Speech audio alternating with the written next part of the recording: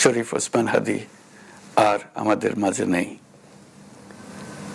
ইন্না লিল্লাহি ওয়া ইন্না ইলাইহি রাজিউন।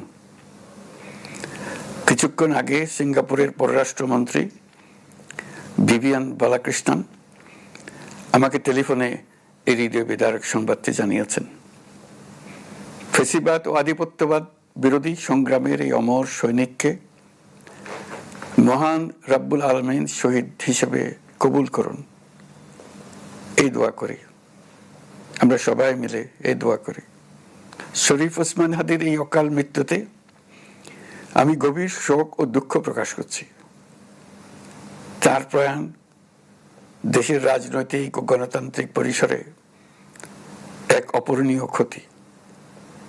আমি তার রুহের মাগফিরাত কামনা করছি এবং শোক সন্তপ্ত স্ত্রী, পরিবারের সদস্যবৃন্দ, স্বজন ও সহকর্মীদের প্রতি গভীর সমবেদনা জানাচ্ছি। শহীদ ওসমান হাদির স্ত্রী ও একমাত্র সন্তানের দায়িত্ব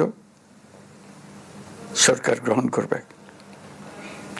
শহীদ শরীফ ওসমান হাদির অকাল মৃত্যুতে আগামী শনিবার একদিনের রাষ্ট্রীয় শোক ঘোষণা করছি। এই উপলক্ষে শনিবার দেশের সব সরকারি, আধা সরকারি, স্বায়ত্তশাসিত প্রতিষ্ঠান, শিক্ষা প্রতিষ্ঠান সহ সরকারি বেসরকারি ভবন এবং বিদেশে বাংলাদেশ মিশনগুলোতে জাতীয় পতাকা অর্ধনমিত থাকবে। একই সাথে আগামীকাল শুক্রবার বাদ জুমা দেশের প্রতিটি মসজিদে শহীদ ওসমান হাদির রুহের মাগফিরাত কামনায় বিশেষ দোয়া ও মোনাজাতের আয়োজন করা হবে। আপনারা তাতে শরীক হন। অন্যান্য ধর্মের উপাসনালয়গুলোতেও আয়োজন হবে বিশেষ প্রার্থনার। আমি বিশেষ কৃতজ্ঞতা জানাই সিঙ্গাপুর সরকারের প্রতি। তারা হাদির চিকিৎসা অত্যন্ত আন্তরিকতা ও পেশাদারিত্ব দেখিয়েছেন। বিশেষ করে সিঙ্গাপুরের পররাষ্ট্রমন্ত্রী ভিভিয়ান বালাকৃষ্ণন, যিনি একই সঙ্গে একজন বিশিষ্ট চিকিৎসক। আমরাই নাম্বার ওয়ান।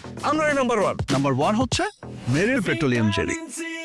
তার প্রতিও তিনি নিজে হাদির পরিচর্যা করেছেন, আমাকে নিয়মিত চিকিৎসা সম্পর্কে খোঁজ খবর দিয়েছেন।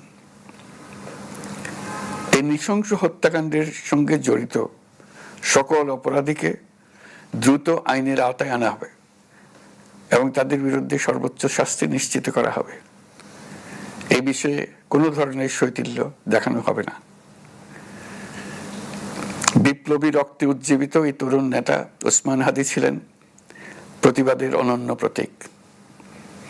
তার কর্মের মধ্য দিয়ে তিনি শুধু প্রতিবাদ নয়, দেশপ্রেম, ধৈর্য ও দৃঢ়তার অনন্য দৃষ্টান্ত রেখে গেছেন।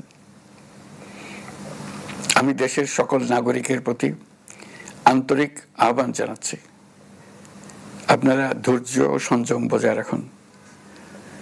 আইন শৃঙ্খলা রক্ষাকারী বাহিনী ও সংশ্লিষ্ট সংস্থাগুলোকে পেশাদারিত্বের সঙ্গে তদন্ত কার্যক্রম পরিচালনা করে সুযোগ দিন। রাষ্ট্র আইনের শাসন প্রতিষ্ঠায় সম্পূর্ণরূপে প্রতিশ্রুতিবদ্ধ। আমি আবারও স্পষ্টভাবে বলতে চাই, ওসমান হাদি ছিলেন পরাজিত শক্তি ফ্যাসিস্ট সন্ত্রাসীদের শত্রু। তার কণ্ঠ স্তব্ধ করে বিপ্লবীদের ভয় দেখানোর অপচেষ্টা সম্পূর্ণভাবে ব্যর্থ করে দেন।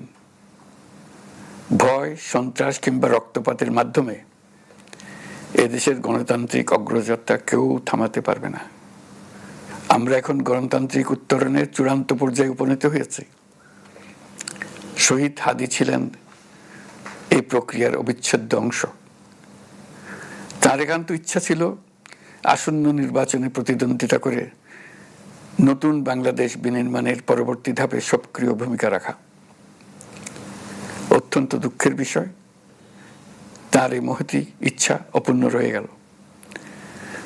তার স্বপ্ন বাস্তবায়নের দায় আজ সমগ্র জাতির কাঁধে ন্যস্ত। আগামী দিনগুলোতে আমাদের সবাইকে ধৈর্য, সংযম, সাহস ও দূরদর্শিতার সঙ্গে এগিয়ে যেতে হবে, যাতে নির্বাচন ও গণতন্ত্রের শত্রু ফ্যাসিস্ট সন্ত্রাসী অপশক্তিকে চূড়ান্তভাবে পরাজিত করা যায়। এই শোকের মুহূর্তে আসুন আমরা শহীদ শরীফ ওসমান হাদির আদর্শ ও ত্যাগকে শক্তিতে পরিণত করি, ধৈর্য ধারণ করি, অপপ্রচার ও গুজবে কান না দিই এবং যে কোনো হঠকারী সিদ্ধান্ত থেকে বিরত থাকে। যারা দেশকে অস্থিতিশীল করতে চান তাদের ফাঁদে পা না দিয়ে আসুন আমরা সবাই ঐক্যবদ্ধভাবে গণতন্ত্র, ন্যায় বিচার ও গণমানুষের অধিকার প্রতিষ্ঠার পথে অবিচল পদক্ষেপে এগিয়ে যাই। এটাই হবে শহীদ হাদির প্রতি আমাদের প্রকৃত শ্রদ্ধা। আল্লাহ হাফেজ।